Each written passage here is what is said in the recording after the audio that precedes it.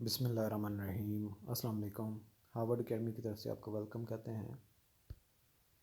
आज के इस लेक्चर में हमने मज़ीद कुछ चीज़ें समझनी हैं, लेकिन उससे पहले मैं सोच रहा था कि ये किस तरीके से आपको फंक्शनल स्ट्रक्चर की फॉर्मेशन तो है ही है, लेकिन आपको बता सकूं कि कैसे ये काम करता है। अब यहाँ पे मेरे माइंड में एक एग्जांपल आई थी कि यहाँ पे एक लोडर ट्रक जा रहा है, कुछ ऐसी शेप होती है, ठीक है, इसकी लोडर ट्रक यहाँ पे ये है। अच्छा, इसमें लोड है, सही है।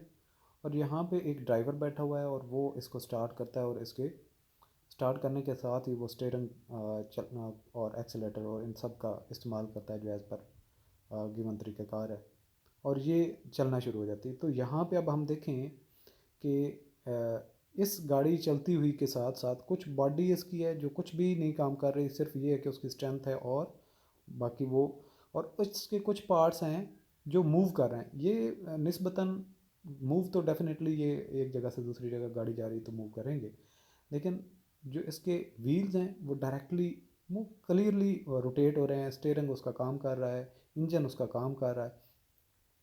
तो अगर हम इस पूरी मशीनरी को, पूरे ट्रक को, मशीनरी को FBR कह लें, और उसके अंदर जो काम लोग कर रहे होते हैं, ये एक्टिविटी हो रही होती है एट द सेम टाइम, उसको हम फंक्शनिंग यूनिट कह लें, तो आपको समझ आ जाएगी कि रिफॉर्म्ड जो हुए हैं फंक्शनल स्ट्रक्चर में, तो उसमें फील्ड और फॉर्मेशन कौन कौन सी फंक्शनल स्ट्रक्चर के अंदर इन्वॉल्व होती हैं। एक तो ये कि टैक्स पेयर फैसिलिटेशन, जो जितने भी टैक्स पेयर हैं उनको कितनी सहूलियात दी जा रही हैं, कैसे कैसे वो कांटेक्ट कर सकते हैं। पहले तो ये होता था कि टैक्स ऑफिस में जाना पड़ता था, अब वो हेल्पलाइन से कॉल कर सकते हैं, ईमेल कर सकते हैं, वेबसाइट विज़िट कर सकते हैं, ई फाइलिंग ऑनलाइन कर सकते हैं, और उनको कोई प्रॉब्लम हो तो वो कंसल्ट कर सकते हैं। तो ये सारी की सारी उनको सहूलियात ये फंक्शनल स्ट्रक्चर में बेहतरी की वजह से मुयसर हुई। अब इंफॉर्मेशन प्रोसेसिंग, जितनी उनको इन्फॉर्मेशन चाहिए, जितनी वो इन्फॉर्मेशन देते हैं, ये टू वे कम्युनिकेशन अवेलेबल है। अब ऑडिट में बेहतरी या ऑडिट का इन्वॉल्व होना, यानी कि पहले हर एक का अगर ऑडिट होता था, तो अब वो चीज़ें नहीं है, उसमें भी बेहतरी लाई गई है कि उन पे छोड़ दें। असेसमेंट ऑर्डर उसी का समझ लें जो वो टैक्स पे करता है। अब इन्फोर्समेंट कलेक्शन का जो तरीक़ाकार है वो इतना रिजिड नहीं है, और ये नहीं है कि चंद ऑफिशियल्स आए हैं टैक्स वाले और पुलिस साथ लेके आए हैं और उनको धर लें, ऐसा मामला नहीं है, बल्कि फ्लेक्सिबिलिटी आ चुकी है।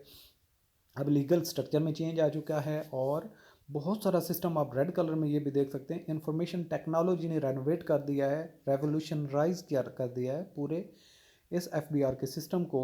तो इसका बड़ा रोल है फंक्शनल फील्ड में या फील्ड फॉर्मेशन में। इसके अलावा ह्यूमन रिसोर्स मैनेजमेंट, इसमें बहुत बेहतरी की ज़रूरत है और बेहतरी लाने की भी कोशिशें की जा रही हैं। इसके अलावा इंटरनल कंट्रोल है कि अपने डिपार्टमेंट को बेहतर से बेहतर करें, वो कोई भी इस तरीके से माल प्रैक्टिस के अंदर इन्वॉल्व ना हूँ। ये सारे के सारे फील्ड फॉर्मेशन या फिर फंक्शनल स्ट्रक्चर में चीज़ें आती हैं जिनको बेहतर करने की, और FBR की वर्किंग की इनके ऊपर डिपेंडेंस है। अब यहाँ पे हम मज़ीद कुछ चीज़ें समझते हैं लार्ज टैक्स पेयर यूनिट्स के हिसाब से, कि तीन जो लार्ज टैक्स पेयर यूनिट्स हैं, इनका फंक्शन क्या है। तो ये नॉर्मली जैसा कि नाम से ही जा रहा है, लार्ज टैक्स पेयर, वो टैक्स देने वाले लोग जो बहुत बड़ी अमाउंट में टैक्स देते हैं, और ये वो यूनिट्स हैं जो उनको फैसिलिटी दे रही होती हैं, सहूलत दे रही होती हैं, उनको अटेंड कर रही होती हैं, ताकि बड़ी अमाउंट में टैक्स देने वाले लोगों को ज़्यादा से ज़्यादा हम सहूलत मुहैया करें, और ज़्यादा से ज़्यादा गवर्नमेंट के रेवेन्यूज़ इंक्रीज़ हों, और जो वो रिक्वायर्ड उनकी लाइबिलिटी है वो बगैर किसी मुश्किल के वो डिपॉजिट करवा सकें।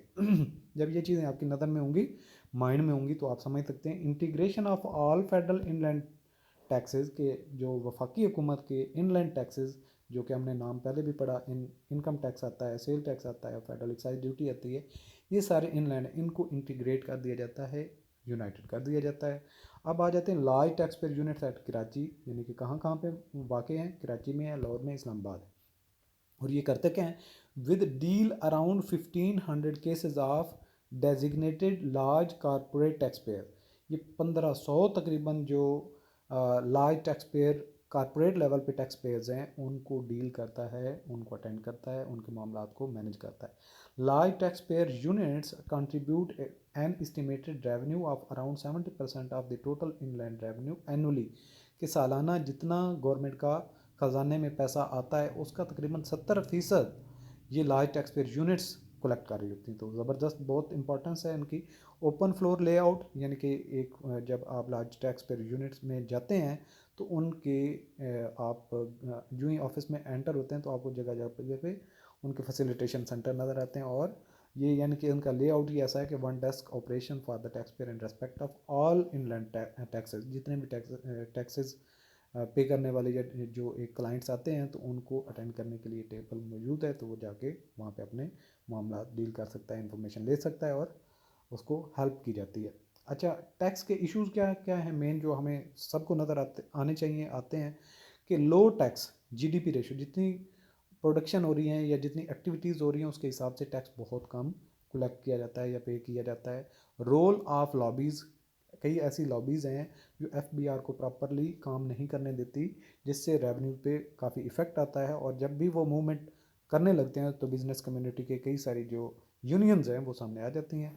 सेक्टोरल इम्बैलेंसेस यानी कि एग्रीकल्चर देख लें, इंडस्ट्री देख लें, बाकी जितने भी हैं, कंस्ट्रक्शन है, तो ये जितने भी सेक्टर्स हैं उनके अंदर टैक्स देने की रेशियो जो है या उनके अंदर इम्बैलेंस है। कुछ एरियाज़ को ज़्यादा टैक्स पे करना पड़ता है, दूसरे या पे नहीं करते या बहुत कम पे करते हैं। इसके अलावा अनडॉक्यूमेंटेड इकोनॉमी, हमारी मुल्क में लेन देन, सेल परचेज, बहुत सारे ऐसे मामला आते हैं जिनका डॉक्यूमेंट्स के बगैर ही हो जाता है और पैसा एक हाथ से दूसरे हाथ में चला जाता है। और जब हैंड्स चेंज करता है पैसा तो डेफिनेटली टैक्स पे करना पड़ता है उन इंडिविजुअल को। लेकिन जब ये चीज़ें अनडॉक्यूमेंटेड हों, किसी रिकॉर्ड में मौजूद ना हो, तो उस पर कोई लाइबिलिटी फिक्स नहीं की जा सकती। इसके अलावा नैरो टैक्स बेस कि टैक्स देने वाले लोग बहुत कम हैं, वो कैसे, वो आगे भी चल के देखते हैं। Tax to GDP low ratio अगर है तो क्यों है और कितनी है। सबसे पहले तो हमें पता होना चाहिए कि है कितनी। Tax to GDP ratio alarmingly low at 9%, अब बेहतर हो के 12% चली गई होगी, लेकिन बहुत कम है।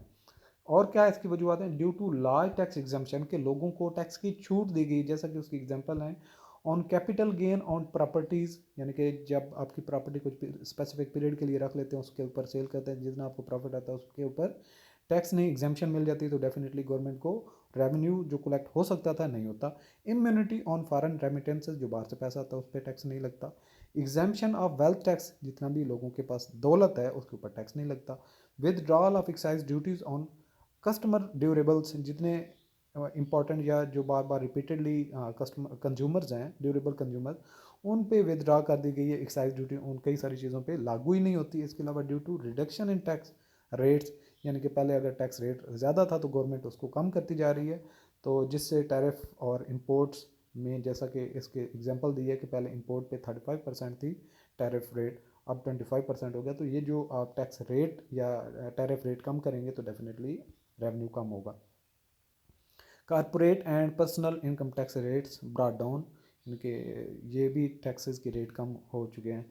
तो टैक्स टू जीडीपी रेशो ये क्यों कम है, इसके मज़ीद भी due to slackening of fiscal effort, कि जो फिस्कल पॉलिसीज़ हैं उसके अंदर इतनी वो एक्टिविटी ज़्यादा नहीं है, उसको प्रॉपरली एग्जीक्यूट नहीं किया जा रहा, टाइम टू टाइम उसको अपडेट नहीं किया जाता, या उसको वक्तन फ़वक्तन उसके मुताबिक स्ट्रेटजी को मज़ीद रीडिफ़ाइन नहीं किया जाता या रिफ़ाइन नहीं किया जाता। तो ये मामला हैं जिससे टैक्स कलेक्शन में मसला है। Self assessment scheme without audits in income tax and sales tax, कि जब ऑडिट अथॉरिटीज़ ही किसी की लाइबिलिटी फ़िक्स नहीं कर पा रही इनकम टैक्स में और सेल टैक्स में, तो इस वजह से भी लोग कम टैक्स देते हैं। Number of income tax return filed at only 2.2 million, यानी कि 22 करोड़ की आवाम में तकरीबन 2.2 मिलियन, यानी कि तकरीबन 22 लाख लोग सिर्फ टैक्स देने वाले हैं। अब इसकी चलें थोड़ी बेहतरी हो गई होगी।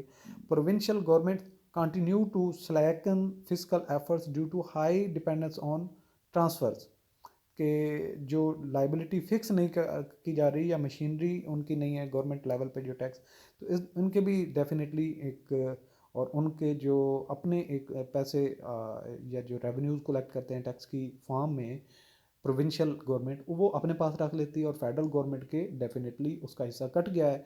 जो एरिया प्रोविंशियल लेवल पे दे दिया गया तो अब डेफिनेटली उसके सारे रेवेन्यूज़ वो प्रोविंशियल गवर्नमेंट पे चले जाते हैं और फेडरल गवर्नमेंट के इस तरीके से फंड्स की कलेक्शन कम हो जाती है due to high variability in revenue from surcharges. कि जब सरचार्ज ड्यूटी फिक्स की जाती है उसमें भी वेरिएशन है, और